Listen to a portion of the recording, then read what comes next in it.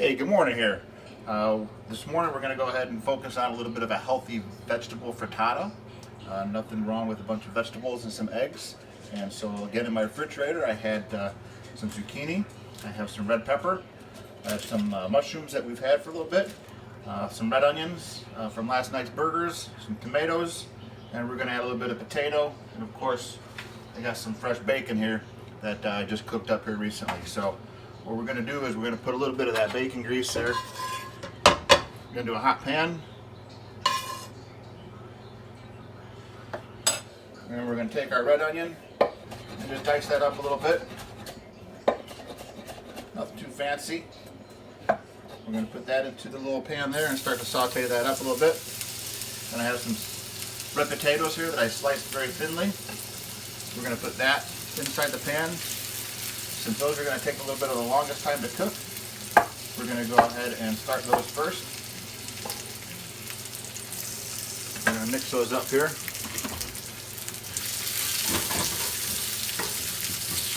And start to sweat those out a little bit. They're going to take the longest, like I said. And so we're going to get those in the pan first and get those sauteed. As those saute, we're going to go ahead and take care of the rest of our ingredients. We have some zucchini here. Some nice fresh zucchini.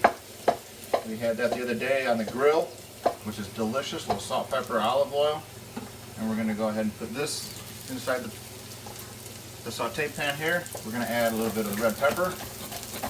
You can really utilize a lot of the vegetables that you have laying around the house. Doesn't matter what they are. It just matters if you like them. If you don't like red peppers, if you don't like mushrooms, then find something else to put in your frittata. But a frittata is a great way to go ahead and make a big meal for a lot of people. Or just for a few people if you just have a little small saute pan here. So as we continue to go ahead and saute this up a little bit, we're going to sweat these a little bit and bring out some of the flavors and let them marry.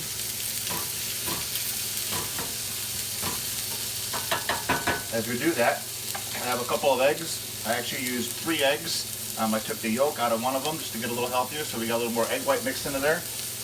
And I'm just going to go ahead and take this and mix up these eggs.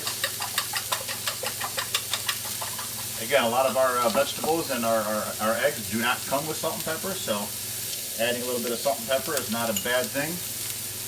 Balances out that flavor, and need to season a little bit there. We'll give this a little bit of a stir. You can smell those aromas coming from the peppers, the mushrooms, the potatoes. Delicious. I have the tomatoes here, but I'm going to save those to the very end because I want to garnish the frittata to kind of make it look nice and pretty when it's all said and done. So as we continue to sweat those a little bit, I'm going to go ahead and mix up our eggs. Kind of evenly mix up that salt and pepper into there. Looks pretty good. One of the last things we're going to go ahead and do then is take some of this bacon. I have some great crispy bacon that I just made this morning. I'm just going to go ahead and chop that up. Since it's already cooked, I want to add that towards the end. Give a little smokiness, a little pepper bacon to that frittata dish. Oh, don't forget that little piece of bacon. Mix this into here.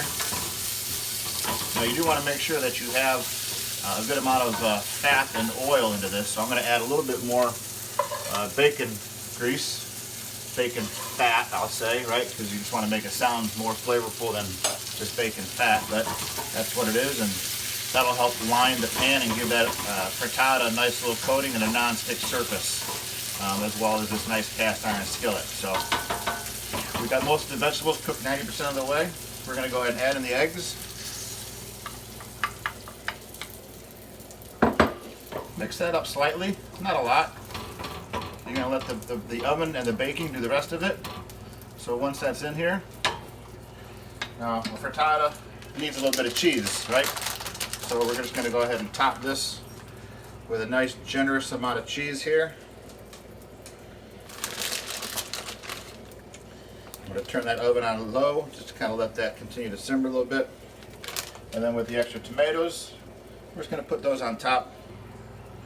And the oven will kind of help bake those and give those a nice extra little flavor. I like to go ahead and sprinkle a little bit of extra pepper on there. That's what I like. And then what we're going to do is pop this in the oven for about 30 minutes or so, and I'll show you what it looks like when it comes out. In the meantime, I'm going to go for a jog.